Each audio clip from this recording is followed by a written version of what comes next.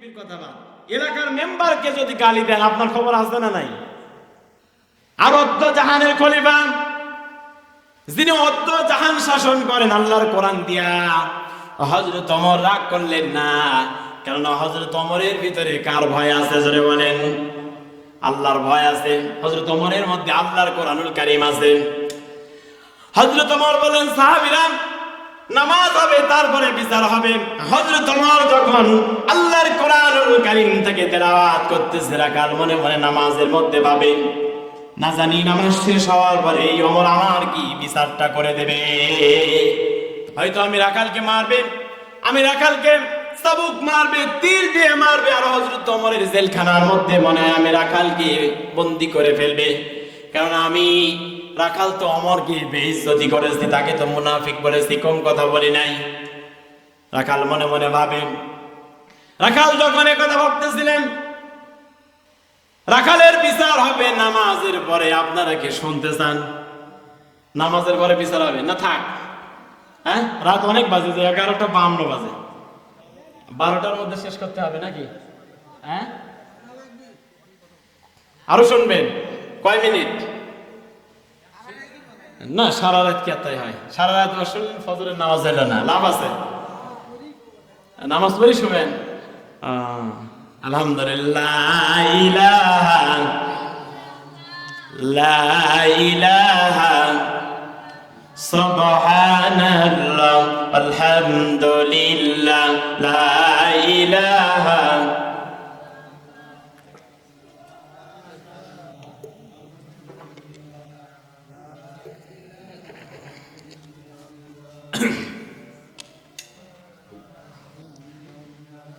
সুবহানাল্লাহ আলহামদুলিল্লাহ লা ইলাহা সুবহানাল্লাহ আলহামদুলিল্লাহ লা ইলাহা লা ইলাহা ইল্লাল্লাহ মুহাম্মাদুর রাসূলুল্লাহ। হযরত ওমর ফারুক আজম আসরের নামাজ শেষ করলেন। নামাজ যখন শেষ হয়ে গেল, আল্লাহ নবীজির সাহাবীরা সবাই একত্রে এসে হযরত ওমরের সামনে বসে পড়ল। হযরত ওমর গিয়ে রাখাল বেচারাকে হযরত ওমরের মধ্যে 2 হাত দিয়া হযরত ওমরের বুকের সঙ্গে রাখালকে ঝাঁপিয়ে ধরলেন। জয় বলে সুবহানাল্লাহ। আল্লাহ নবীজির সমস্ত সাহাবীরা মন খারাপ হয়ে গেল। যেই রাখাল হযরত ওমরকে বাটপার বলেছে, সিটার বলেছে, মুনাফিক বলেছে, তাওবা পড়িয়েছে, হযরত ওমর ওই রাখালের বিচার না করে নামাজ শেষ করে সেই রাখালকে হযরত ওমর বুকের সঙ্গে নিয়ে মোহাব্বত করেন। হযরত ওমর ডাক দিয়ে বলেন, আল্লাহ নবীজির সাহাবীরা, রাখালের মধ্যে আর আমি ওমরের মধ্যে কি হয়েছে তোমরা তো জানো না, কথা বলেন ঠিক কিনা? রাখালের মধ্যে আর আমি ওমরের মধ্যে ওই মরুভূমির মধ্যে কি হয়েছে ওগো আল্লাহ নবীজির সাহাবীরা, তোমরা তো জানো না। রাখালের মধ্যে আর আমি ওমরের মধ্যে কি হয়েছে সেটা আমি তোমাদেরকে বলতে চাই। হযরত ওমর ফারুক বলেন, আমি কোরআন দেখার জন্য বের হয়েছিলাম, আল্লাহকে ভয় করার জন্য। আমি ওমর আল্লাহকে ভয় করি, আর আমার জামানার মানুষদেরকে দেখতে চাই তারা আল্লাহকে ভয় করে না, আমি ওমরকে ভয় করি। ইয়া আইয়ুহাল্লাযীনা আমানু তাকুল্লাহ হাক্কা তুকাতিহি ওয়া লা তামুতুন্না ইল্লা ওয়া আনতুম মুসলিমুন।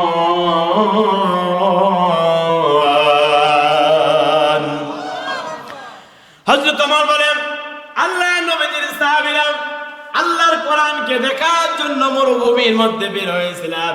ওগো আল্লাহর নবীজির সাহাবীরা, আমি বাস্তব কোরআন দেখেছি আমার জামানায় এই রাখালের মধ্যে। জোরে বলে সুবহানাল্লাহ। সুতরাং এই একজন রাখাল হয়ে আল্লাহকে ভয় করে জামানার প্রেসিডেন্টকে দুধ দিল না, অথচ এই পৃথিবীতে আমরা আল্লাহকে তো ভয় করি না, আরো শয়তানি মনের মধ্যে ভরা আছে না নাই? সুতরাং আল্লাহকে ভয় করতে হবে। আল্লাহকে ভয় যদি আমি আপনি করতে পারি, এই পৃথিবীতে আল্লাহ পাক রব্বুল আলামিন তিনি আমাদেরকে পুরস্কৃত করবেন। কথা বলেন ঠিক কিনা? দুনিয়া পুরস্কৃত করবেন, আল্লাহ পাক রব্বুল আলামিন আখিরাতেও পুরস্কার দিয়ে দিবেন। কথা বলেন ঠিক কিনা? হযরত ওমর রাখালকে সুমা খাইলেন, রাখালকে জড়িয়ে ধরলেন, রাখালের বিচার হয়ে গেল, রাখালকে ছেড়ে দিলেন। কেন? রাখালের মধ্যে আল্লাহর কোরআন আছে না নাই? ইত্তাকুল্লাহ আছে না নাই? আল্লাহর ভয় আছে না নাই? কোরআনুল কারীমের আয়াতের পরবর্তী শব্দ ওয়ালা তামুতুন্না ইল্লা ওয়া আনতুম মুসলিমুন। আল্লাহ আয়াতের শেষে বলেছেন ওয়ালা তামুতুন্না ইল্লা ওয়া আনতুম মুসলিমুন, তোমরা মুসলমান না হয়ে মাটির কবরে এসো না। তার মানে মাটির কবরের মধ্যে আযাব আছে না নাই? আজকে আমাদের সমাজে এক শ্রেণীর মানুষ আছে যে কবর বলতে কিছু নাই, কবরের মধ্যে আযাব নাই, এরকম ভণ্ড আছে না নাই? বলে কি বলে না? অথচ আল্লাহ পাক কোরআনুল কারীমে কবরে আযাব সম্পর্কে অসংখ্য জায়গায় বলেছেন না, হাত্তা যুরতুমুল মাকাবির কাল্লা সাওফা তা'লামুন সুম্মা কাল্লা সাওফা তা'লামুন। আল্লাহ বলেছেন ও পৃথিবীর মানুষেরা, আল্লাহকে ভয় করো আর মুসলমান না হয়ে মাটির কবরে এসো না। এখন আমাকে আপনাকে মুসলমান হওয়া লাগবে। তার মানে আল্লাহর বক্তব্য অনুযায়ী, আল্লাহর কথা অনুযায়ী মুসলমান আর ইমানদার এক জিনিস না। মুমিন আর মুসলমান কি এক জিনিস? মুমিন আল্লাহ পাক শব্দ বলেছেন, মুমিনের কথা কোরআনে বলেছেন অসংখ্য জায়গায়, মুসলমানের কথা বলেছেন অসংখ্য জায়গায়। তার মানে আল্লাহর বক্তব্য অনুযায়ী বোঝা যায় মুমিন আর মুসলমান এক জিনিস নয়। যেই ব্যক্তি কালেমা পড়লো, ঈমান আনলো, ওই ব্যক্তি হচ্ছে মুমিন। ওই ব্যক্তি কি জোরে বলেন? আর যে মুমিন আমল করলো, আল্লাহর জন্য নামাজ পড়লো, রোজা রাখলো, তাসবিহ পড়লো, যাকাত দিয়ে দিল, হজ করলো, আল্লাহকে ভয় করলো, যারা বাস্তব জীবনে আমল আছে, ওই ব্যক্তি হচ্ছে মুসলমান। ওই ব্যক্তি কি?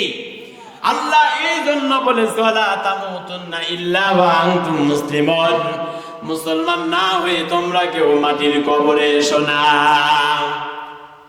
তার মানে মুসলমান না হয়ে যদি আমি আপনি মাটির কবরে যাই, মাটির কবরের মধ্যে আযাব আছে না নাই?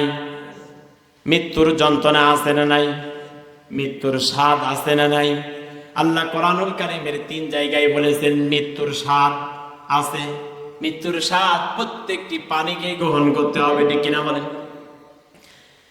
মিষ্টি খেলে যেমন একটা স্বাদ পাওয়া যায়, ঝাল খেলে যেমন একটা স্বাদ পাওয়া যায়, টক খেলে যেমন একটা স্বাদ পাওয়া যায়, ঠিক কিনা বলেন? আমি যদি এই পেপারের উপরে লিখে দেই রসগোল্লা, গোষ্ঠী যুদ্ধে ধরে যদি চাটতে থাকেন রসগোল্লা স্বাদ পাবেন। অথচ সাতিয়া বাজারে গিয়ে যদি বড় মিষ্টির দোকানে ঢুকে বলেন ভাই আমাকে একটা রসগোল্লা দেন, রসগোল্লা ফ্রিজের উপরে নিয়েছেন, এইবার যখন চামচ দিয়ে কেটে কেটে খাচ্ছেন রসগোল্লা স্বাদ পাবেন, ঠিক কিনা বলেন? রসগোল্লা যেমন স্বাদ আছে, মৃত্যুর তেমন একটা স্বাদ আছে। এই পৃথিবীতে যদি আপনি মুসলমান না হয়ে, মুমিন না হয়ে যদি মাটির কবরে যান, আপনার মৃত্যুটা হবে ভয়ঙ্কর মৃত্যু, ঠিক কিনা বলেন? আর আপনি যদি এই পৃথিবীতে মুসলমান হয়ে, ইমানদার হয়ে, আমল করে, সওয়াব ইনকাম করে যদি মাটির কবরে যেতে পারেন, আল্লাহ পাক রব্বুল আলামিন আপনার মৃত্যুটা আসান করে দিবে। পিঁপড়ে কাটলে না যতটুকু যন্ত্রণা হয়, আপনি মৃত্যু বরণ করবেন ততটুকু যন্ত্রণা হবে। জোরে বলে সুবহানাল্লাহ। সুতরাং মুসলমান হতে হবে, আমাকে আপনাকে সওয়াবের কাজ করতে হবে, আমাকে আপনাকে আমলের প্রতিযোগিতা করতে হবে। এই যে আমার আপনার সামনে রমজান মাস সমাগত, ঠিক কিনা বলেন? রমজান মাসে আমাকে আপনাকে তাওবা করে ইস্তেগফার করে প্রবেশ করতে হবে। রমজান মাসে আমাকে আপনাকে আল্লাহ পাকের রাজি খুশির উদ্দেশ্যে তাওবা করে পুত পবিত্র হয়ে আমাকে আপনাকে রমজান মাসে প্রবেশ করতে হবে। কেন? রমজান মাস হচ্ছে আল্লাহর কাছে শ্রেষ্ঠ মাস, ঠিক কিনা বলেন? আল্লাহ পাক রব্বুল আলামিন বলেন ইন্না ইদ্দাতাশ শুহুরি ইনদাল্লাহি 12 শাহরান ফি কিতাবিল্লাহ ইয়াওমা খালাকাস সামাওয়াতি ওয়াল আরদা মিনহা আরবা'তুন হুরুম যালিকা দ্বীনুল কাইয়্যিম। আল্লাহু আকবার। আল্লাহ পাক রব্বুল আলামিন বলেন, পৃথিবীর শুরু থেকে আমি আল্লাহ পাক 4টি মাসকে শ্রেষ্ঠ বলে ঘোষণা করেছি, 12টি মাস তৈরি করেছি। আর এই 12টি মাসের মধ্যে 4টি মাসকে আমি আল্লাহ পাক শ্রেষ্ঠত্ব দান করেছি। সুবহানাল্লাহ। রমজান মাসকে শ্রেষ্ঠত্ব দেওয়ার কারণ হচ্ছে কোরআনের কারণে। জোরে বলেন, কিসের কারণে?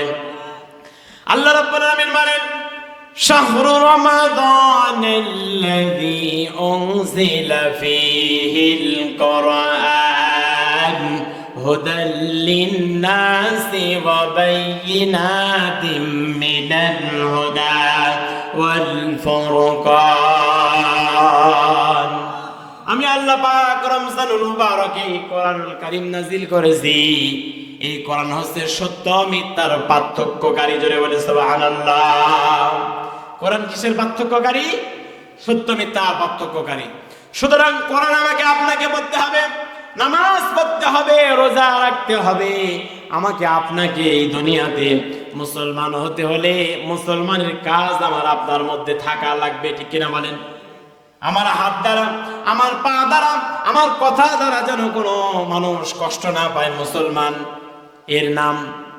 কিন্তু আমি যদি এমন কাজ করি আমার পাশের বাড়ির মানুষ যদি কষ্ট পায়, মুসলমানিত্ব থাকবে? তার মানে আমার আপনার মধ্যে মৃত্যুর ভয় নেই। কথা বলেন ঠিক কিনা? আমার আপনার নবী, বিশ্ব নবী মুহাম্মদুর রাসূলুল্লাহ সাল্লাল্লাহু আলাইহি ওয়াসাল্লাম, যাকে আল্লাহ পাক রব্বুল আলামিন পৃথিবীতে শ্রেষ্ঠ মানুষ বানিয়েছেন, আল্লাহর পরে যার মর্যাদা, বিশ্ব নবীজি এই পৃথিবী থেকে ইন্তেকাল করেছে, দুনিয়া থেকে বিদায় নিয়েছে।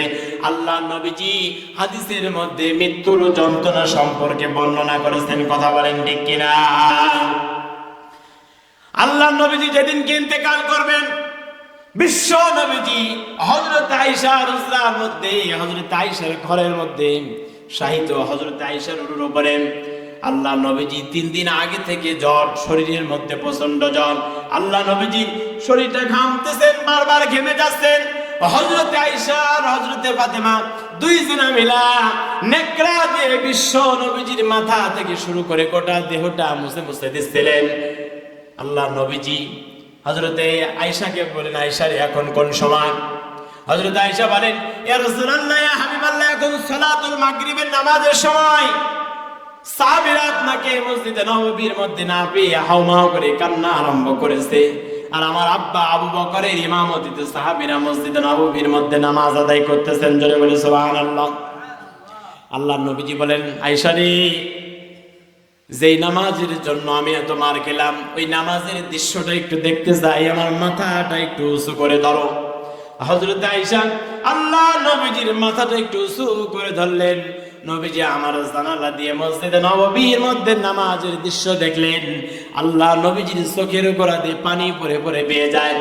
হযরত আয়েশা বলেন, ইয়া রাসূলুল্লাহ, ইয়া হাবিবাল্লাহ, বুঝলাম না, নামাজ দেখতে চাইলেন, নামাজ দেখলেন, কিন্তু চোখ দিয়ে কেন পানি বেয়ে বেয়ে পড়ে যায়? আল্লাহ নবীজি বলেন, আয়েশা রে, এই নামাজের জন্য তায়েফের ময়দানে মার খেয়েছি, উহুদের ময়দানে মাথার হেলমেট ভেঙেছি, দান মোবারক শহীদ হয়েছে।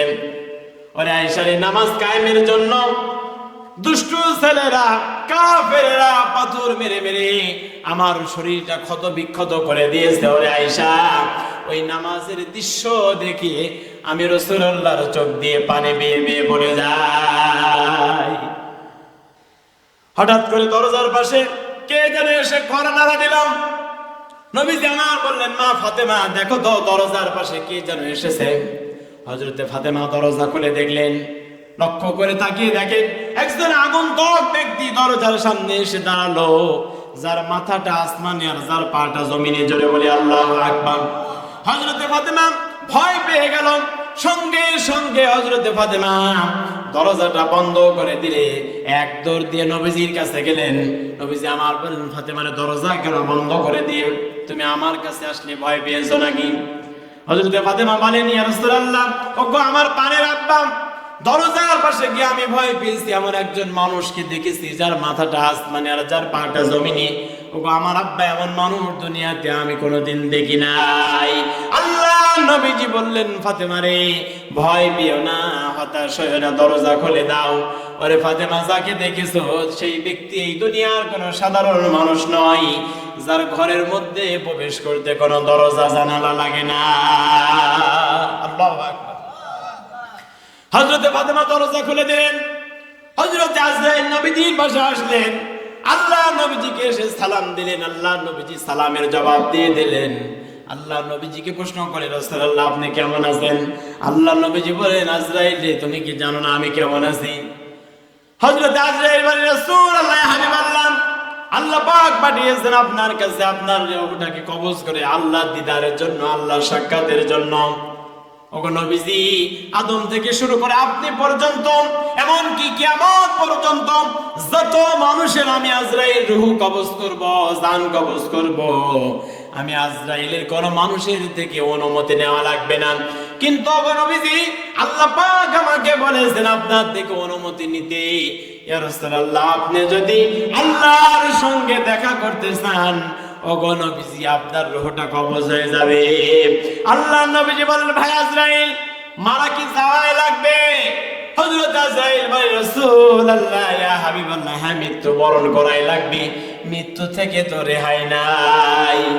কি মৃত্যু থেকে কি রেহাই আছে বলেন? মৃত্যু থেকে কোনো রেহাই নাই।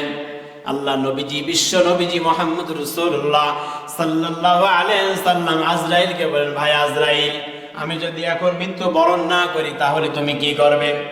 হযরত আজরাইল বলেন, ইয়া রাসূলুল্লাহ, ইয়া হাবিবাল্লাহ, আপনি যদি বলেন মৃত্যু বরণ করবেন না, আমি এই মুহূর্তেই চলে যাব।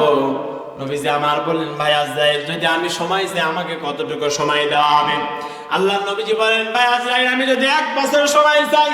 হযরত আজরাইল বলেন, 1 বছর সময় দেওয়ার পরে আপনাকে তারপরে মৃত্যু বরণ করা লাগবে। আর নবীজি আমার বলেন, যদি 2 বছর সময় নেই। হযরত আজরাইল বলেন, 2 বছর পরে আপনাকে মৃত্যু বরণ করা লাগবে।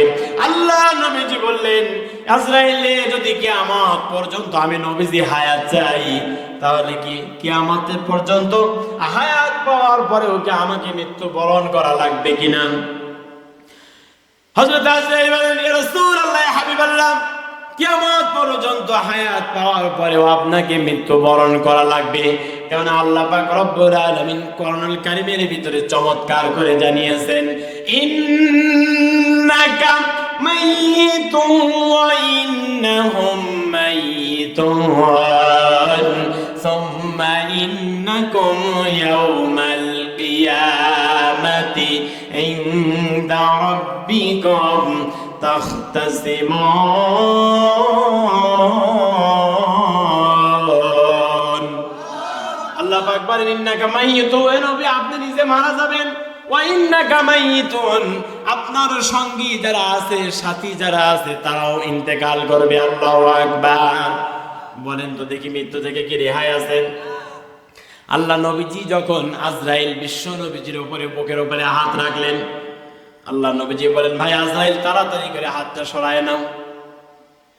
বিশ্ব নবীজি পৃথিবীর মানুষদেরকে জানিয়েছে, পৃথিবীর বান্দা বান্দিরা, মৃত্যুর যে যন্ত্রণা আছে, আমি নবীজি ইচ্ছে করলে মৃত্যুর যন্ত্রণা আমি পাবো না।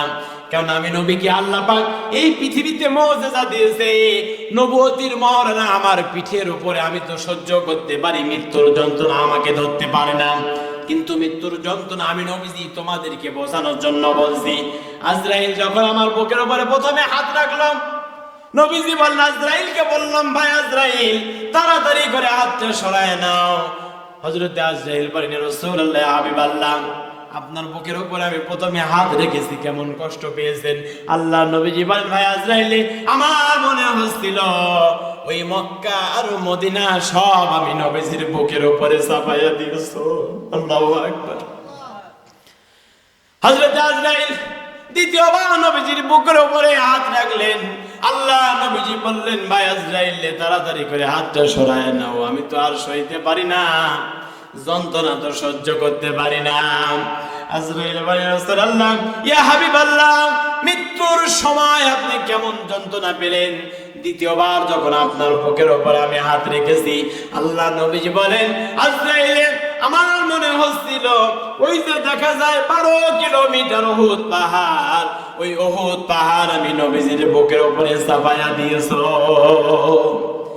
আল্লাহ নবীজি বলেন, আজরাইল যখন তৃতীয়বার আমার বুকের উপরে রাখলো, আমার মনে হচ্ছিল তাম পৃথিবী যেন আমি নবীজির বুকের উপরে আজরাইল চাপায়া দিয়েছে। আল্লাহু আকবার। হযরত ইব্রাহিম আলাইহিস সালামকে প্রশ্ন করা হয়েছিল, আল্লাহ নবী ইব্রাহিম, আপনার যখন মৃত্যু হয়েছিল, মৃত্যুর সময় আপনি কেমন যন্ত্রণা পেয়েছিলেন?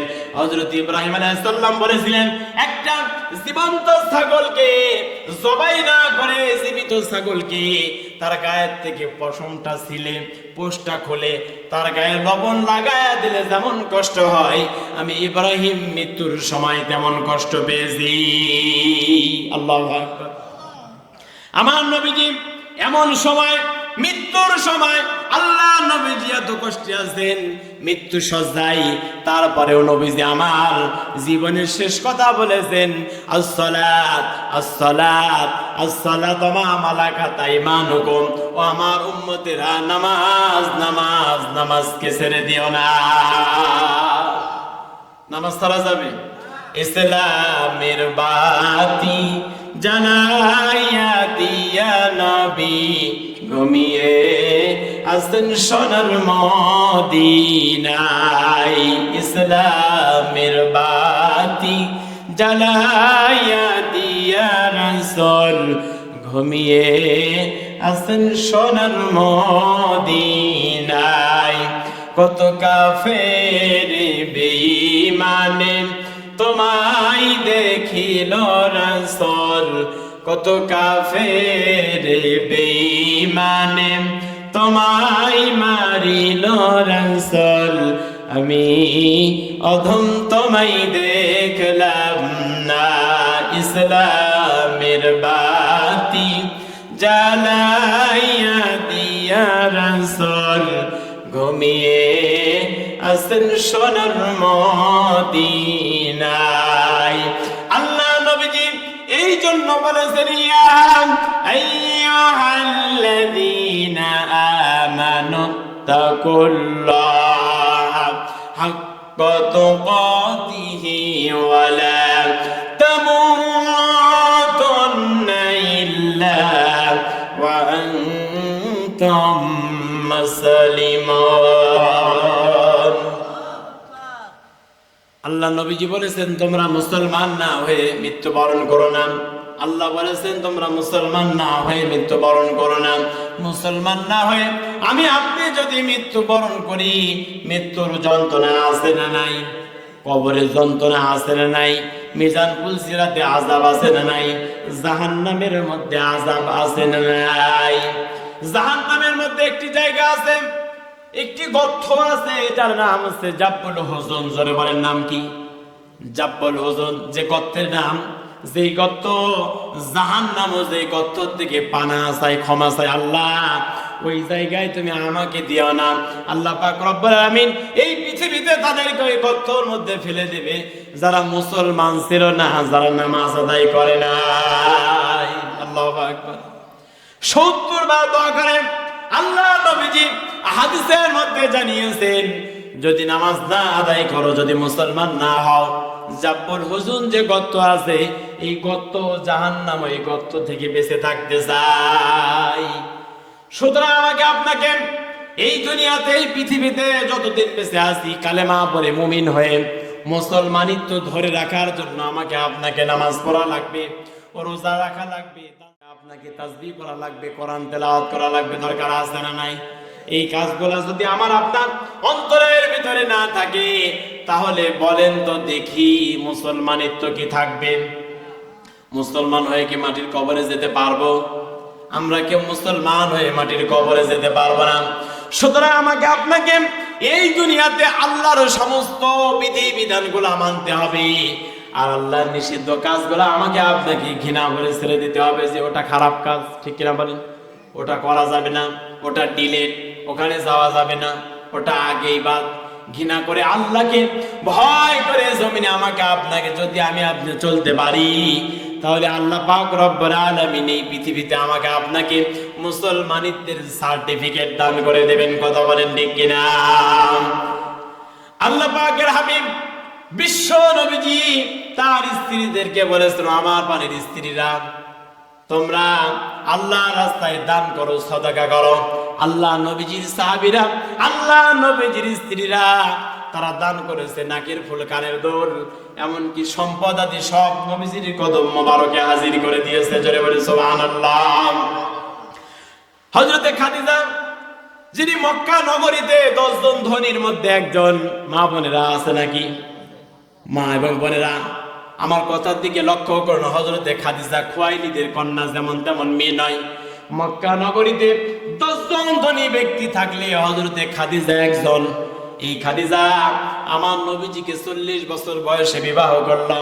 এত সম্পদ খাদিজার ছিল। আমার নবীজি হযরতে খাদিজার বাড়িতে ম্যানেজারের কাজ করতেন, শেয়ারে ব্যবসা করতেন। আল্লাহ নবীজি হযরতে খাদিজা আল্লাহ নবীজিকে বিবাহ প্রস্তাব দিয়ে দিলেন। মক্কার সমস্ত কাফেররা হযরতে খাদিজাকে বলল, খাদিজা রে, এত বড় ধনী মানুষ তুমি, আর আব্দুল্লাহর বেটা মুহাম্মদকে একটা পাগল ব্যক্তিকে তুমি বিবাহ করলে, ওরে খাদিজা তুমি ঠকে গেছো, তুমি ঠকে গেছো। আল্লাহ পাক বলেন, নবী আপনাকে যারা এই পৃথিবীতে পাগল বলে, আপনাকে যারা এই পৃথিবীতে নির্বংশ বলে, আপনি নবী পাগল নন, ওরাই নির্বংশ নন। ওয়াল কলামি ওয়া মা ইয়াসতুরুন মা আনতা বিনি'মাতি রাব্বিকা বিমাজনুন ওয়া ইন্না লাকা লাআজরান গায়রা মামনুন ওয়া ইন্নাকা লা'আলা খুলুকিন আযীম। নবী হে, আপনি পাগল নন।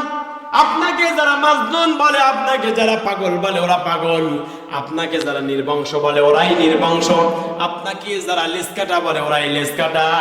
সুতরাং ওগো নবী, আপনি সম্পর্কে আমি কোরআনের মধ্যে সার্টিফিকেট দিয়ে দিলাম, ওয়া ইন্নাকা লাআলা খুলুকিন আযীম। আপনি তো মহান চরিত্রের অধিকারী। জোরে বলে সুবহানাল্লাহ। হযরতে খাদিজা নবীজির চেহারা দেখে, নবীজির চলাফেরা দেখে, বিশ্ব নবীজির আমানতদারিতা দেখে হযরতে খাদিজা নবীজিকে বিবাহ করলেন। হযরতে খাদিজা যত সম্পদ ছিল, সমস্ত সম্পদগুলা আল্লাহ নবীজির কদম মোবারকে হাজির করে দিলেন। বলেন, ইয়া রাসূলুল্লাহ, ইয়া হাবিবাল্লাহ, আল্লাহ পাক খাদিজাকে যত সম্পদ দিয়েছে, সব সম্পদগুলো আমার স্বামী নবীজির ধুলার পায়ের মূল্য না। জোরে বলে সুবহানাল্লাহ।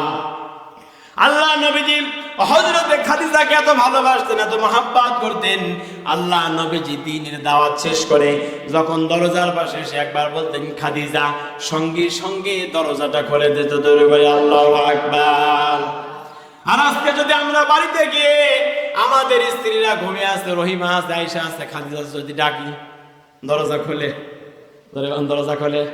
যদি বলেন রহিমা 1 গ্লাস পানি দাও, বলে জগে আছে, ঢেলে খাও। বলে কি বলে না? স্বামীকে অর্ডার করে কি করে না? আবার অনেক মেয়ে আছে, মা এবং বোনেরা আছে, স্বামীকে নাম ধরে ডাকে, ঠিক কিনা বলেন? স্বামীকে নাম ধরে ডাকা জায়েজ নাই। স্বামী স্ত্রীকে নাম ধরে ডাকা সওয়াব, রাসূলুল্লাহর সুন্নাত। আল্লাহ নবীজি হযরতে আয়েশাকে ডাকতেন হুমায়রা, লাল টুকটুকে, বলে সুবহানাল্লাহ। কারণ বিশ্ব নবীজির যতগুলা স্ত্রী আছে, সব থেকে কুমারী স্ত্রী ছিলেন হযরতে আয়েশা, যার কোনো বিবাহ হয় নাই। সুবহানাল্লাহ। নবীজি আমার খাদিজা যখন ইন্তেকাল করবেন, আল্লাহ নবীজিকে বললেন, নবীজি আপনার কাছে আমি কিছুই চাই না, জীবনটা আপনার জন্য দিয়ে গেলাম, সম্পদগুলো আপনাকে দিয়ে গেলাম। ইয়া রাসূলুল্লাহ, ইয়া হাবিবাল্লাহ, হুজুর আপনার কাছে 3টা জিনিস চাই। 1 নাম্বার, আমি যখন মৃত্যুবরণ করব, আপনার জুব্বা দিয়ে আমার কাপড়টা পরাইয়া দেবেন। 2 নাম্বারে, আপনি নবীজি আমার কবরের মধ্যে নেবে একটু গড়াগড়ি দেবেন, কবরের মধ্যে কোনো আযাব হবে না। 3 নাম্বারে, মুনকার নাকিরের প্রশ্নের জবাব আপনি দিয়ে দিবেন। যতক্ষণ না দেবেন, ততক্ষণ আমি খাদিজার কবরের পাশ থেকে নবীজি আপনি বাড়িতে আসবেন না। হযরতে খাদিজা যখন এই কথা বললেন, নবীজি আমার ওসিয়তটা মেনে নিলেন। দেখা গেল কয়েকদিনের মধ্যে হযরতে খাদিজা দুনিয়া থেকে বিদায় হয়ে চলে গেল। হযরতে খাদিজা উম্মুল মুমিনিন আমাদের মা ইন্তেকাল করলেন। নবীজি আমার নিজের গায়ে জুব্বা দিয়ে হযরতে খাদিজাকে কাফন পরায় দিলেন। আল্লাহ নবীজি হযরতে খাদিজাকে কবরের মধ্যে রাখবেন। আল্লাহ নবীজি কবরের মধ্যে নেমে একটু গড়াগড়ি দিয়ে খাদিজাকে কবরের মধ্যে রাখলেন। আল্লাহ নবীজি মুনকার নাকিরের প্রশ্নের জবাব দিবেন। আল্লাহ নবীজি বিশ্ব নবীজি মুহাম্মদুর রাসূলুল্লাহ সাল্লাল্লাহু আলাইহি ওয়াসাল্লাম হযরতে খাদিজার মুখটা বারবার করে কাবার দিকে করে দিতে চায়। হযরতে খাদিজার মুখটা আল্লাহ নবীজি যখন বারবার করে কাবার দিকে মুখ যখন ঘোরায় দিতে চাই, হযরতে খাদিজার মুখ কাবার দিকে আর হয় না। জোরে বলে আল্লাহু আকবার। আল্লাহ নবীজির চোখ দিয়ে পানি পড়ে গেল। নবীজি আমার কবরের মধ্যে কান্না আরম্ভ করে দিলেন। আল্লাহ নবীজি কাঁদতে কাঁদতে বেহুশ হয়ে গেলেন। বলেন, আল্লাহ আমার খাদিজা আমার জন্য সারা জীবন যত কষ্ট স্বীকার করেছে, আমার নবীজি আমার জন্য যত কষ্ট স্বীকার করেছে, এই খাদিজা আমাকে যত আগলিয়ে ধরে রেখেছে, এই খাদিজার জন্য যত ছাড় আমি পেয়েছি, খাদিজার সব সম্পদগুলো আমি নবীজিকে দিয়েছি। আল্লাহ ওই খাদিজার মুখটা কেন আজকে কাবার দিকে হয় না? আল্লাহ পাক জিবরাইলকে পাঠায় দিলেন। বলেন, জিবরাইল দাও আমার নবীজির কানে কানে পৌঁছায় দাও, আমি আল্লাহ পাক খাদিজাকে এত ভালোবাসি, স্বামীর খেদমত করার কারণে আমি আল্লাহ পাক খাদিজাকে এত ভালোবাসি। ওগো রাসূল, খাদিজার মুখেই দুনিয়ার কোনো কাবার দিকে থাকবে না, খাদিজার মুখ কাবার দিকে হবে না, খাদিজার মুখ আমি আল্লাহ বরাবর থাকবে। জোরে বলি সুবহানাল্লাহ। সুতরাং তারা ছিলেন এই পৃথিবীতে মহিয়সী নারী। হযরতে খাদিজা এই পৃথিবীতে একজনই নারী যাকে আল্লাহ পাক রব্বুল আলামিন এই দুনিয়াতে সম্মান দিয়েছেন। জোরে বলেন, কি দিয়েছেন? সালাম দিয়েছেন। পৃথিবীতে কোনো মানুষকে আল্লাহ পাক সালাম দেন নাই, কিন্তু আল্লাহ পাক হযরতে খাদিজাকে সালাম দিয়েছেন এই কোরআনের সম্মানে। জোরে বলেন, কিসের সম্মানে? আল্লাহর নবীজি কথা বলতে বলতে নবীজি আমার বলে ফেললেন, যেই মায়ের হাতটা লম্বা সে আগে আল্লাহর জান্নাতে যাবে। জোরে বলেন, সে কোথায় যাবে? দেখা গেল বিশ্ব নবীজির স্ত্রীদের মধ্যে কয়েকজন স্ত্রীর মন খারাপ হয়ে গেল। আল্লাহ নবীজি ডাক দিয়ে বললেন, তোমরা মন খারাপ করো না, আমি এই হাতের কথা বলি নাই, যার ডানের হাত লম্বা সে ব্যক্তি আল্লাহর জান্নাতে যাবে। সুতরাং বাবাজিরা, আমার ভাইয়ের, আমার অনেক রাত হয়েছে, 12:30 প্রায় কাছাকাছি, 12:23 বাজে। আমি আর আগাতে চাচ্ছি না। আপনাদের এই পুরানচর দক্ষিণ পাড়া জামে মসজিদের উন্নতি কল্পে মাহফিল আপনারা দ্বিতীয় মেহমানের কাছে দিয়েছেন, আলহামদুলিল্লাহ। আমিও আপনাদের কাছে কিছু সময় হাত পাচ্ছি। আসেন, আল্লাহর কোরআনকে ভালোবেসে কথা বলেন। যদি কোরআনের আয়াত আইন থাকতো, অবশ্যই আল্লাহ পাক বলেছেন ফাকতাউ আইদিয়াহুমা, চোর আর চোরনি যদি ধরা পড়ে তাহলে সাক্ষী প্রমাণের ভিত্তিতে যদি মিলে যায়, চোর আর চোরনির 2 হাত কাটা লাগবে। কথা বলেন, ঠিক কিনা? বাংলাদেশের সংসদ ভবনের সামনে একবার যদি চোর আর চোরনির বিচার হয়ে যায়, বাংলাদেশে কি আর বিচার হবে? বলেন, চুরি হবে, ডাকাতি হবে, ধর্ষণ হবে, কোন ছেলে গুম হবে? কথা বলেন, হবে? হযরত ওমর যখন রাখালকে কথা বললেন, রাখাল বললেন, ভাই পথিক, আমি তোমাকে তো 1 পেয়ালা দুধ দিতেই পারবো না, আমি তো তোমাকে দুধ দেব না। ওগো পথিক, হযরত ওমর যদি না দেখে, হযরত ওমরের বাহিনী যদি না দেখে, আমার মনে আমি যার রাখাল, যার ছাগল আর দুম্বা উটগুলা চড়াচ্ছি, ওগো পথিক, তিনিও যদি না জানেন, ওগো পথিক, তোমার মনিব যিনি, তোমার মালিক যিনি, আমি রাখালের মালিক যিনি, আমি রাখালের মনিবের মালিক যিনি, ওই আল্লাহ কিন্তু দেখতেছেন। জয় বলি সুবহানাল্লাহ। এর নাম হচ্ছে আল্লাহর ভয়। জোরে বলেন, কার ভয়? আল্লাহ রাব্বুল আলামিন বলেন, ইয়া আইয়ুহাল্লাযীনা আমানুত্তাকুল্লাহ হাক্কা তুকাতিহি ওয়া লা তামুতুন্না ইল্লা ওয়া আনতুম মুসলিমুন। রাখাল ডাক দিয়ে বলো, গো পথিক, তুমি জানবে আর আমি জানবো, আমার মুনিব জানবে না, হযরত ওমরও জানবে না, হযরত ওমরের লাঠিয়াল বাহিনীও জানবে না। কিন্তু আমার আর তোমার মুনিব যিনি, ওই মুনিব কিন্তু ঠিকই আসমান থেকে আমাকে আর তোমাকে দেখতেছেন। কথা বলেন ঠিক কিনা? রাখাল বেচারা যখন এই কথা বলেছেন, হযরত ওমর এবার রাখালকে বলতেছে, ভাই রাখাল, এই যে তুমি আল্লাহকে ভয় করো, বলে হ্যাঁ আমি আল্লাহকে ভয় করি। আল্লাহকে ভয় করার কারণে এই দুনিয়াতে তুমি কি চাও? রাখাল এবার ডাক দিয়ে বলে, ভগবতী, আল্লাহকে ভয় করার কারণে এই দুনিয়াতে এবং আখিরাতে দুইটা জিনিস চাই। জোরে বলেন, কয়টা জিনিস?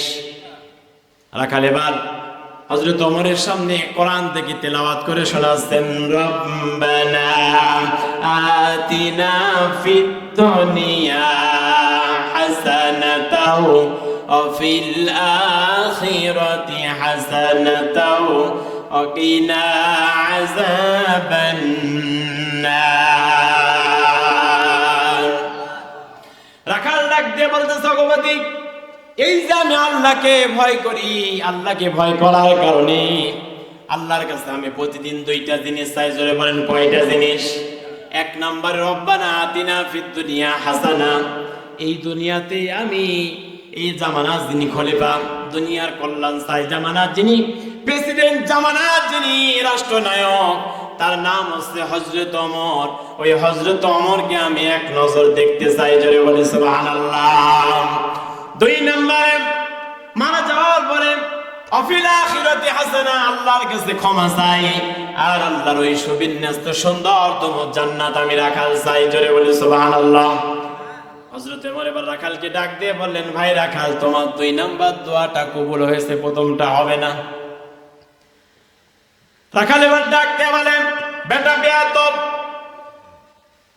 প্রথম নাম্বার দোয়া কেন কবুল হবে না? কারণ দ্বিতীয় নাম্বার দোয়া, মারা যাওয়ার পরে জান্নাত পাবো, এটা তো বাকিতে, কিন্তু এখনো তো নগদ বিষয় পড়ে আছে, তুমি বলো না কেন? এই জামানার যিনি খলিফা, এই জামানার যিনি রাষ্ট্রনায়ক, জামানার যিনি প্রেসিডেন্ট, তার নাম হচ্ছে হযরত ওমর। হযরত ওমর তো পৃথিবীতে এখনো বেঁচে আছে। কথা বলেন ঠিক কিনা? সেই ওমরকে দেখার কথা কেন তুমি বললা না? তুমি তো দেখছি বেটা একটা বড় বেয়াদব, এই কথা তো বলতে হয় না। হযরত ওমর বললেন, ভাই রাখাল, তুমি হযরত ওমরকে কেন দেখতে চাও? রাখাল এবার ডাক দিয়ে বলেন, ওগো পথিক, তুমি তো ওমরকে চেনো না, তুমি তো ওমরকে দেখো নাই। ওমরকে এই জন্য আমি দেখতে চাই যে ওমরের ভয়ে মদিনা রাষ্ট্রের মধ্যে চোরও ভয় পায়, বাটপারও ভয় পায়, দুর্নীতিও ভয় পায়। হযরত ওমরের রাষ্ট্রের মধ্যে সুদ ঘুষ খাওয়া বন্ধ। হযরত ওমরের রাষ্ট্রের মধ্যে বাঘের কাতারে বাঘ। হযরত ওমরের রাষ্ট্রের মধ্যে এক ঘাটের মধ্যে দাঁড়ায়া মুরগি আর গাড়া এক ঘাটে পানি খায়, একজন আর একজনকে ঠোকর দিয়ে ধরে না। জোরে বলে সুবহানাল্লাহ। যেই ওমরকে একজন মুরগি পর্যন্ত, গাড়া পর্যন্ত ভয় পাই, ওই ওমরকে, আল্লাহওয়ালা ওমরকে আমি রাখাল দেখতে চাই। জোরে বলে সুবহানাল্লাহ। হযরত ওমর বলেন, ভাই রাখাল, হযরত ওমরকে যদি তুমি দেখতে চাও তাহলে মসজিদের নববীর মধ্যে তোমাকে যেতে হবে। মসজিদে নববীর মধ্যে যিনি ইমামতি করেন তিনি হচ্ছেন এই রাষ্ট্রের খলিফা, তার নাম হচ্ছে হযরত ওমর। রাখাল এবার ডাক দিয়ে বলে, ভগবতী, এই কথা একবার বলে স্যার বলো না। হযরত ওমর বলে, রাখাল কেন বলবো না? বলে, মসজিদে নববীর মধ্যে আল্লাহ নবীজির দামি দামি সাহাবী সামনের কাতারে দাঁড়ায়া দাঁড়ায়া নামাজ পড়ে। আমার মতো রাখাল তো মসজিদের নববীর মধ্যে সামনের কাতারের সুযোগ পাবে না। হযরত ওমর বলেন, ভাই রাখাল, তুমি যে দোয়া করেছ আল্লাহর কাছে, কেননা এই পৃথিবীতে যারা আল্লাহকে ভয় করে, এই পৃথিবীতে যারা আল্লাহকে ভয় করে জীবনটাকে পরিচালনা করে, আমার আল্লাহ তো তাকেও ভালোবাসে। জোরে বলে সুবহানাল্লাহ। আমার আল্লাহ তো তাকে ভালোবাসেন। আর এই পৃথিবীতে যারা আস্তাগফিরুল্লাহ পাঠ করে, যারা তাওবা করে, আমার আল্লাহ তো তাদেরকে ভালোবাসেন। ও রাখাল ভাই, আল্লাহকে তুমি যেহেতু ভয় করো, আল্লাহ তোমাকে ভালোবাসে। আর তুমি যেহেতু ইস্তেগফার বলো, তুমি যেহেতু আস্তাগফিরুল্লাহ পাঠ করো, যেই ব্যক্তি এই পৃথিবীতে সদা সর্বদাই তাওবা করে, আস্তাগফিরুল্লাহ পাঠ করে ফেলে, আল্লাহ পাক রব্বুল আলামিন ওই বান্দাকে পৃথিবীতে মুস্তাজাবুদ দাওয়া বানায়া দেন। জোরে বলে সুবহানাল্লাহ।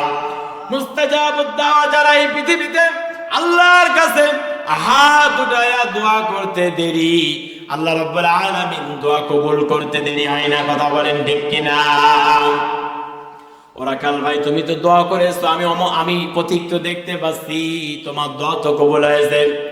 তুমি যদি হযরত ওমরকে দেখতে চাও তাহলে মসজিদে নববীর মধ্যে গিয়ে তোমাকে নামাজ আদায় করা লাগবে। ওই মসজিদে নববীর ইমাম যিনি তিনি হচ্ছেন হযরত ওমর। হযরত ওমর যখন এই কথা বললেন, রাখাল এবার মসজিদে নববীর মধ্যে রওনা দিবেন। হযরত ওমর বললে এখন নয়, সালাতুল আসরের আযান যখন হবে, ওগো রাখাল ভাই তুমি তখন মসজিদে নববীতে যাবে। মসজিদে নববীতে গিয়ে তুমি সামনের কাতারে বসে পড়বে, আর সামনের কাতারে যখন বলবা তোমার সামনে যিনি ইমামতি করবেন তিনি হচ্ছেন রাষ্ট্রের প্রেসিডেন্ট হযরত ওমর।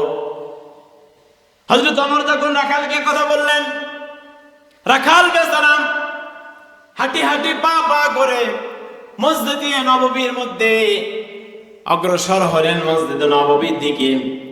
রাখাল এবার মসজিদের দিকে রওনা দিয়ে দিলেন। ইতিমধ্যে আল্লাহ নবীজির সাহাবী হযরত উসমান রাদিয়াল্লাহু তাআলা আনহু মসজিদে নববীর মধ্য থেকে সালাতুল আসরের আযান দিয়েছেন। জোরে বলে সুবহানাল্লাহ। রাখাল ভাবলো মসজিদে নববীর মধ্যে সালাতুল আসরের আযান হলো, যাই সামনের কাতারে আজকে বলবো আমার মতো পা ফাটা রাখাল কোনোদিন মসজিদের মধ্যে নামাজ পড়তে পারি না, সারা জীবন আমি রাখাল মসজিদে নববীর বারান্দায় নামাজ আদায় করেছি। রাখাল এই কথা ভেবে মসজিদে নববীর মধ্যে যখন ঢুকতেছে তাকায়া দেখে সালাতুল আসরের আযান হতে দেরি হয়েছে, কিন্তু মসজিদের মধ্যে আল্লাহ নবীজির দামি দামি সাহাবী ঢুকতে দেরি করে নাই। রাখাল লক্ষ্য করে তাকায়া দেখে সামনের কাতারে সবাই বুক, একটা জায়গা ফাঁকা। দ্বিতীয় কাতারে সবাই বসে আছে, কোনো জায়গা নাই। তৃতীয় কাতারে কোনো জায়গা নাই, চতুর্থ কাতারে কোনো জায়গা নাই, পঞ্চম কাতারে কোনো জায়গা নাই, ষষ্ঠ কাতারে কোনো জায়গা নাই। রাখাল বলে পথিক আমাকে বলেছে সামনের কাতারে বসার জন্য, কিন্তু 6টা কাতারের মধ্যে দেখলাম সামনের কাতার থেকে শুরু করে 6টা কাতারের মধ্যে একটা মানুষ জায়গা বসবে এমন জায়গা ফাঁকা নাই। শুধুমাত্র সামনের কাতারে দেখছি একটা জায়গা ফাঁকা আছে। হযরত ওমর এইবার তিনি রাখাল এবার যখন মসজিদে নববীর মধ্যে ঢুকেছেন, রাসূলুল্লাহর দামি দামি সাহাবীরা রাখালকে জায়গা করে দিচ্ছেন। ভাবছেন এতদিন পরে একটা মেহমান কোথায় থেকে আসলো। আল্লাহ নবীজির দামি দামি সাহাবীরা রাখালকে জায়গা করে দিচ্ছে। জায়গা করে দেওয়ার পরে রাখাল এবার গিয়ে সোজা বসেছে হযরত ওসমানের জায়গায়। জোরে বলেন কোন জায়গায়? হযরত ওসমানের জায়গায় বসেছেন। বসার পরে হযরত ওসমান বাইরে থেকে যখন ভিতরে এসেছে রাখালের পাশে বসেছে। হযরত ওসমান মনে মনে ভাবে সারা জীবন আমার জায়গা তো কেউ নেয় নাই, জায়গা পড়ে থাকে, কিন্তু আজকে তো দেখতেছি একটা নতুন মানুষ এসেছে। বারবার ঘুরে ঘুরে তাকায়। আপনাদের এই মসজিদে নতুন কোন যদি মেহমান আসে, মসজিদের মধ্যে কাতারে যদি বসে থাকে, তাহলে দেখবেন আপনাদের এলাকার মানুষ ওই ব্যক্তির দিকে তাকাতে থাকে। ঠিক কিনা বলেন? তাকায় কি তাকায় না? বারবার ভাবে এই বেচারা কোথায় থেকে এসেছে, এর পরিচয় কি, এটা জানতে চায় কি চায় না। রাখাল এবার যখন হযরত ওসমানের জায়গায় বসেছেন, হযরত ওসমান তিনি গিয়ে রাখালের দিকে বারবার যখন তাকায়, রাখালের মেজাজ করা। রাখাল দিকে গিয়ে বলতেছে, ওই বেটা বারবার আমার দিকে তাকাও কেন? হযরত ওসমান বলে, কোনদিন দেখলাম না সামনের কাতারে এসে আমার সঙ্গে গরম নেই। কে গো, কোথায় থেকে এসেছে? হযরত ওসমান বললেন, ভাই আপনাকে তো কোনোদিন দেখি নাই, কিন্তু আজকে আপনি সামনের কাতারে এসে বসেছেন, এই জায়গাটা কার আপনি কি জানেন? আল্লাহ নবীজি বলেছেন মসজিদের মধ্যে 2টা জায়গা রেস্টি করা, তাছাড়া কোনো জায়গা কারোর জন্য রেস্টি করা নাই। একটা হচ্ছে ইমামের জায়গা, ইমাম দাঁড়াবে, আর ইমাম বরাবর ইমামের পিছনে সানি ইমাম বা মুয়াজ্জিন দাঁড়াবে। জোরে বলে সুবহানাল্লাহ। এই দুইটা জায়গা মসজিদের মধ্যে রেস্টি করা, তাছাড়া কোনো জায়গা রেস্টি করা নাই। কথা বলেন ঠিক কিনা? কেননা ইমাম সাহেব নামাজ পড়াইতে দাঁড়িয়ে গেল, হযরত ওসমান ইকামত দেওয়া শুরু করলো। হঠাৎ করে হযরত ওমর মসজিদে নববীর সামনের গেট দিয়ে মসজিদে নববীর মধ্যে প্রবেশ করলেন।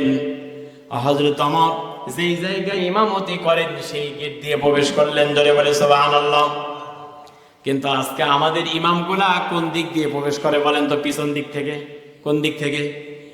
ইসলাম যখন কায়েম হবে, কোরআন দিয়ে যখন দেশ সমাজ রাষ্ট্র পরিচালনা হবে, তখন ইমাম সাহেব পিছন থেকে আসবেন না, ইমাম সাহেব মসজিদের মধ্যে সামনের দিক থেকে ঢুকবেন। জোরে বলে সুবহানাল্লাহ। কেননা হযরতে ওমরের রাষ্ট্র চলে আল্লাহর কোরআন দিয়া। জোরে বলেন কি দিয়া? আপনারা কি চান আল্লাহর কোরআন দিয়ে বাংলাদেশ চলুক? আপনারা কি চান? আল্লাহ কবুল করুন। সকলে বলেছে আল্লাহুম্মা আমিন। 64 জেলা থেকে আল্লাহ পাক যদি কবুল করে একজন ওমরকে তৈরি করেন, একজন ওমর যদি তৈরি হয়, এই দেশটা সোনার দেশে পরিণত হয়ে যাবে। কথা বলেন ঠিক কিনা? ওগো তুমি বলেছো রাসূল দেবে না, বলনি দেবে না ওমর, বলনি দেবে না হামজা তারিক, খালিদ বিজয় সমর। ওগো তুমি বলেছো রাসূল দেবে না, বলনি দেবে না ওমর, বলনি দেবে না হামজা তারিক, খালিদ বিজয় সমর, খালিদ বিজয় সমর। বলনি দেবে না ওমরের যুগ, রাশেদার সেই খেলাফত, ফিরিয়ে দেবে না আলোর সমাজ, কেটে কেটে আধারে রাত। বলনি দেবে না ওমরের যুগ, রাশেদার সেই খেলাফত, ফিরিয়ে দেবে না আলোর সমাজ, কেটে কেটে আধারে না।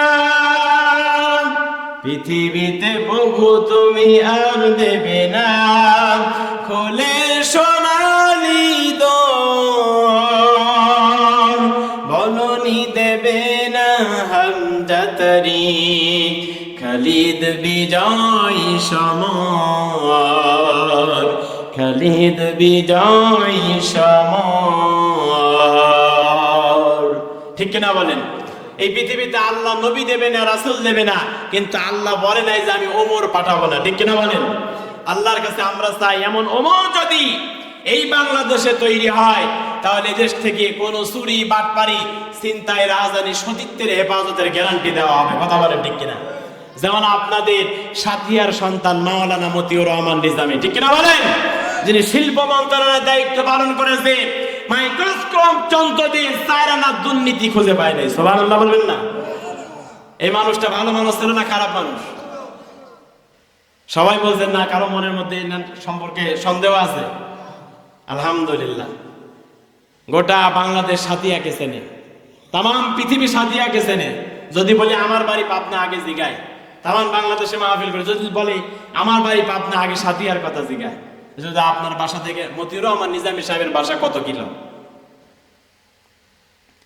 এটা আপনাদের গর্ব। এমন মানুষ যদি এদেশে তৈরি হয়, এদেশে কোরআনের আইন যদি পাশ হয়, চুরি হবে না, ডাকাতি হবে না, এদেশটা উপমহাদেশের একটি শ্রেষ্ঠ দেশে পরিণত হবে। ঠিক কিনা বলেন? আল্লাহ কবুল করুন। সকলে বলেন আল্লাহুম্মা আমিন। হযরত ওসমান যখন ইকামত দেওয়া শুরু করেছেন, হযরত ওমর ফারুক এবার ইমামতি করার জন্য সামনের দিক থেকে প্রবেশ করেছেন।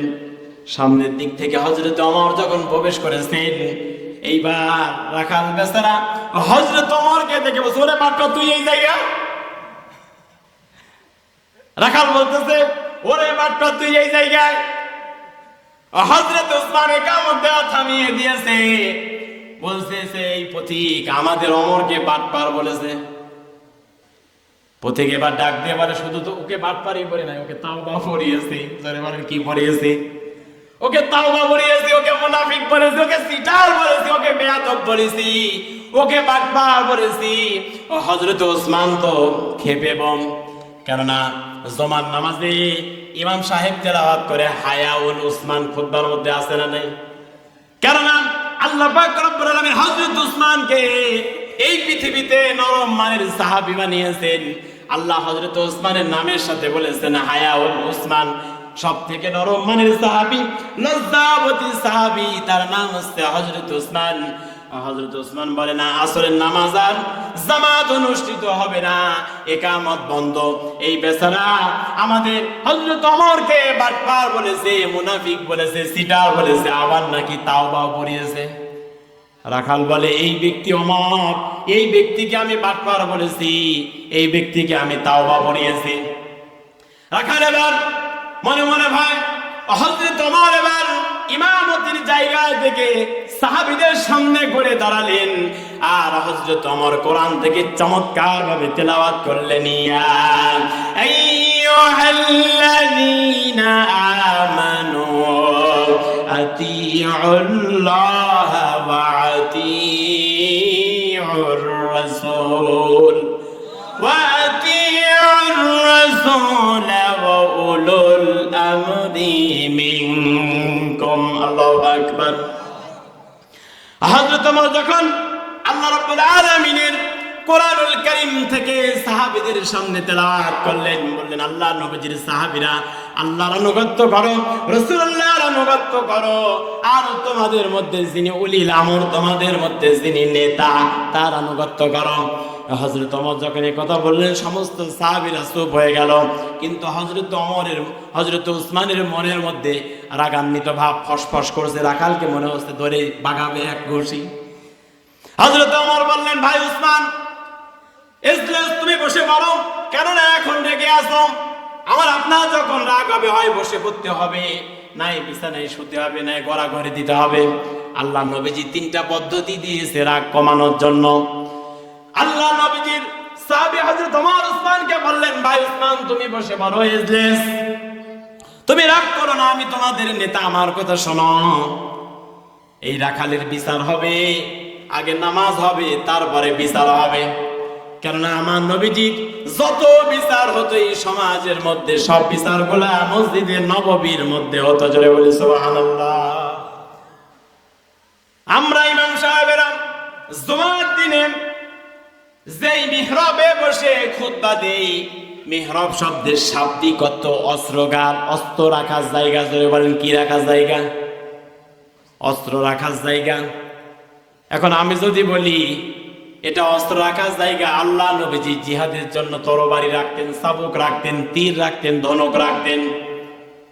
আপনাদের মসজিদের ইমাম সাহেব যদি, শামসুর রহমান সাহেব যদি আল্লাহ নবীজির সুন্নাত পালন করার জন্য মিহরাবের উপরে যদি চাবুক রাখে, তরবারি যদি রেখে দেয়, তাহলে বলবেন ইমাম সাহেব মনে জঙ্গিত ভর্তি হয়েছে, ওকে আগে ধরে জেলখানায় দিয়ে, ঠিক কিনা বলেন? অথচ আমার নবীজির সুন্নাত, মিহরাব শব্দের অর্থই অস্ত্রাগার, অস্ত্র রাখার জায়গা, অস্ত্র রাখার জায়গা। আল্লাহ নবীজি পৃথিবীতে যত বিচার করেছেন, ফায়সালা করেছেন, সমস্ত বিচারগুলো মসজিদের মধ্যে করেছেন। হযরত ওমর যখন বললেন আগে নামাজ হবে, তারপরে রাখালের বিচার হবে, হযরত ওমর এবার ইমামতির জায়গায় দাঁড়ায়া আল্লাহু আকবার বলে, হযরত ওমর এবার যখন আল্লাহু আকবার বলেছে সূরা ফাতিহা তেলাওয়াত করেছে, আলহামদুলিল্লাহি রাব্বিল আলামিন। রাখাল বলে ওমরকে আমি বাটপার বলেছি।